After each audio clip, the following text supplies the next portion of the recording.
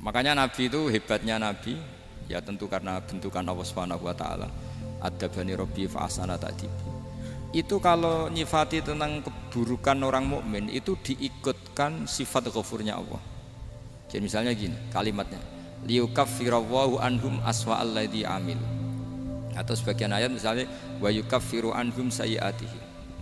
Jadi sebetulnya kalau terpaksa mengatakan orang itu buruk, itu sebenarnya dari Allah dulu kita mengatakan Allah itu zat saking baiknya itu mengampuni salahnya seseorang. Jadi nyifati Allah dulu, Allah saking baiknya itu mengampuni salahnya orang-orang baik. Karena orang-orang baik juga manusia, Ustadz juga. Tapi lebih ke nyifati ke Allahnya. Kalau kita kan enggak, lebih tertarik nyifati mayitnya. Sehingga kita di hati itu mayit iki ra tak jalukno sepuro tuntas kayak gitu. Jadi kalau di Quran tidak seperti itu. Jadi kita lebih mensifati Allah itu Ghafur, Afuwun Karim. Makanya seperti doa-doa kita kalau Ramadan begini, Allahumma innaka afuwun karim tuhibbul afwa, baru bakas fa'fu. Jadi ada aturannya. Meskipun ilmu ini agak jelimet, tapi bagi ahlinya ini ma'ruf. Kalau sampean nggak paham berarti nggak ahlinya. Jadi ilmu ini agak jelimet, tapi ma'ruf. Nah, sehingga Rasulullah kalau kita meyakini syafaatu Rasulullah SAW, itu cara berpikir harus kita balik. Misalnya begini. Wong Islam nakale ngono, penggaweane maksiat kok disafaati Kanjeng Nabi kurang penggawean. Caranya berpikir jangan gitu. Kalau gitu kowe mari mangkel, wong nakale ngono kok untuk syafaati Kanjeng. Tapi cara berpikir gini. Syafaatu Rasulillah itu wasi'ah, luas sekali. Syafaatu Rasulillah ghairu munhasirah, tidak terbatas. Syafaatu Rasulillah itu lebih sakti ketimbang dosanya umatnya. Semua ulama dulu kalau nyifati Allah juga gitu. Allahumma misalnya maghfiratuka ausa'u min dzunubina. Ya, yang misalnya yang pakai mutakalim ya Allahumma maghfiratuka ausa'u min dzunubi wa rahmatuka arja inti min amali. Jadi jangan kitanya dulu. Kalau kitanya dulu kan nyifati kita dosa banyak. Itu sama ndak usah ngaku sudah tahu semua. Tapi nyifati pertamanya apa? Allahumma maghfiratuka ausa'u min dzunubi wa rahmatuka arja inti min amali. Sehingga dari nyifati maghfiratullah yang wasi'ah, yang tidak terbatas, kemudian kita sah mengatakan bahwa ahlul maksiat pun mungkin atau berhak dapat ampunan. Sama syafaatu Rasulillah itu ghairu munhasirah, syafaatu Rasulillah itu wasi'ah. Sehingga sahlah riwayat syafaati li ahlil kabair min ummah. Itu bukan menyangkut melegalkan kabirah, bukan menyangkut mengesahkan orang Islam dosa besar, karena nanti dapat syafaatnya Rasul. Cara berpikir jangan gitu.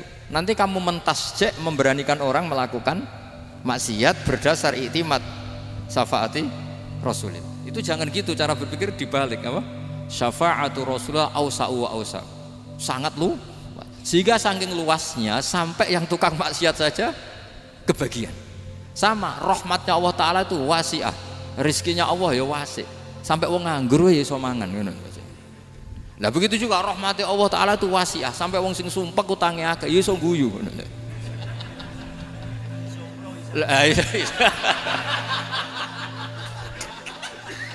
Tapi kalau dibalik, misalnya saya diprotes kiai, saya pernah juga diprotes, Gus umat kok mbok latih guyu, padahal mereka maksiate akeh, utange akeh gini-gini. Karena kamu menyifati orangnya. Kalau menyifati orang ini sampean guyu haram. Utang jatuh tempo, sampean gak mikir dosa ndak? Dosa. Jadi kiai muridnya goblok kok kiai ini kurang tahajud itu ya dosa.